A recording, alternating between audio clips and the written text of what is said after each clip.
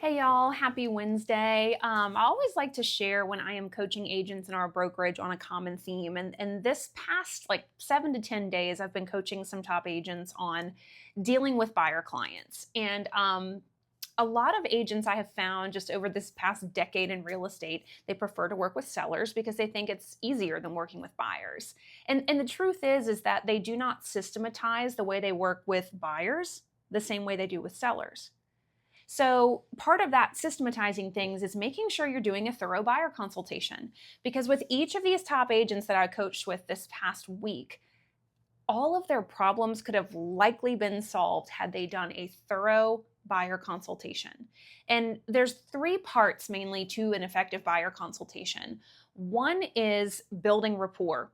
People do not care how much you know until they know how much you care. So learn their story, learn their motivation above all things, please. Learn their motivation for wanting to make a move in the first place. So we want to build rapport. Second, we want to educate. We want to teach the buyer about the purchase process, the basics behind getting pre-approved, of course, before we refer them to a lender.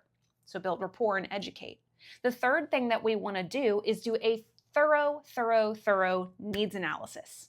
A needs analysis covers the buyer's must-haves and their wants. Two different things. Must-haves are deal breakers. The client shouldn't even want to drive by the house if it doesn't have their must-haves. And another big point is in the buyer consultation, if there is more than one buyer, they both need to be going through the must-haves and wants exercise with you.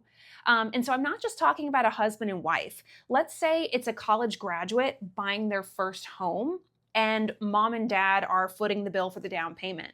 Guess who else needs to be in the buyer consult? Mom and dad. Anybody who's going to have a financial say-so in the purchase needs to be in the consultation. So anywho, I have been traveling around the country teaching a class called Mastering the Buyer Consultation for years. It's simply a Keller Williams system that I learned, internalized, and authenticized. And I'd love to send you that resource if it will help you with your buyer consultations because one, people just need to start doing them more often. Agents, here's your call to action, do buyer consults. And two, there's actually a system behind it where when you learn to do it well, you can really get some outstanding results with your buyer clients. So anywho, that's my coaching TED Talk for today. Y'all have an awesome Wednesday. Well, hey, friends in real estate. Last week I did a Facebook story about working with buyers and having a formal in-office buyer consultation. And you guys were blowing up my DMs like you had never heard of this concept before. So I thought, oh my goodness, I want to share a really awesome, tried, tested, proven approach to delivering an effective buyer consultation with you guys. So I'm actually going to be posting multiple stories this week, taking it one little chunk at a time to teach you how to work with buyers in a very professional capacity so that it's a win-win. It's a win for you with your professional relationship and expectations with them, and it's a win for them because they feel that they truly have a fiduciary who will put their best interests first, who is a real estate expert, all the good things. So we love win-win situations. So first things first, how do you get people to come to the office for a buyer consultation?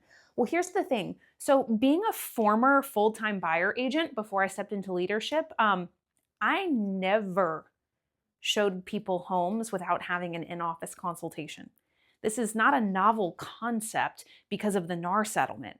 This is just like, hey, business best practice. So think about it this way. If you're going to represent a seller, you're going to put your for sale sign in their yard.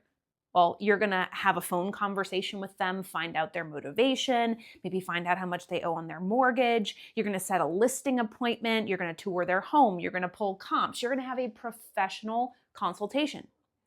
Why would you not do the same thing with a buyer? That is cuckoo bananas to me. No judgment, just start doing better now. So to get somebody to come in for a buyer consultation, you're typically talking to them over the phone, or perhaps it's in person at an open house.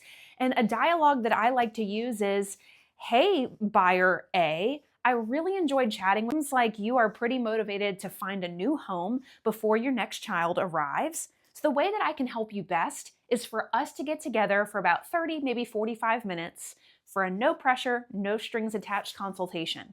And in this consultation, we're going to do a couple of things. I'm going to educate you on the purchase process, because even if this is not your first purchase, things are constantly changing. There's new loan programs, there's new laws, regulations that take effect. And I want to educate you. Most importantly, though, I want to get to know your must-haves and wants, and we're going to do a very thorough needs analysis to find that out so that I don't waste your time even sending you any homes that just don't fit the bill. How does that sound? Are you available Thursday at 2?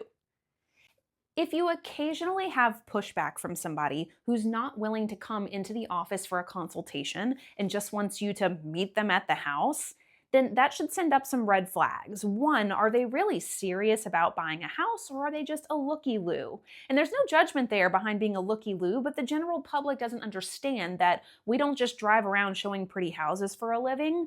There's a lot of prep work and research that goes into it. So if somebody's giving you pushback, then perhaps you need to work on your dialogues so that the person understands what's in it for them if they come in to meet with you. So I gave you the brief example earlier, but if you need more examples, I'm happy to jump on a call with you and work through those objections that may pop up. But quite honestly, when you come from contribution and you have a servant-based heart, most people are going to see, hey, I like this chick, she sounds smart, and she's really passionate about helping me find my next home. Sure, I'll meet with her. So anyway, I hope this helped. Stay tuned later this week. I'm going to be doing more stories on the different parts of the buyer consultation, but that's how you get them into the office. Have an amazing Monday.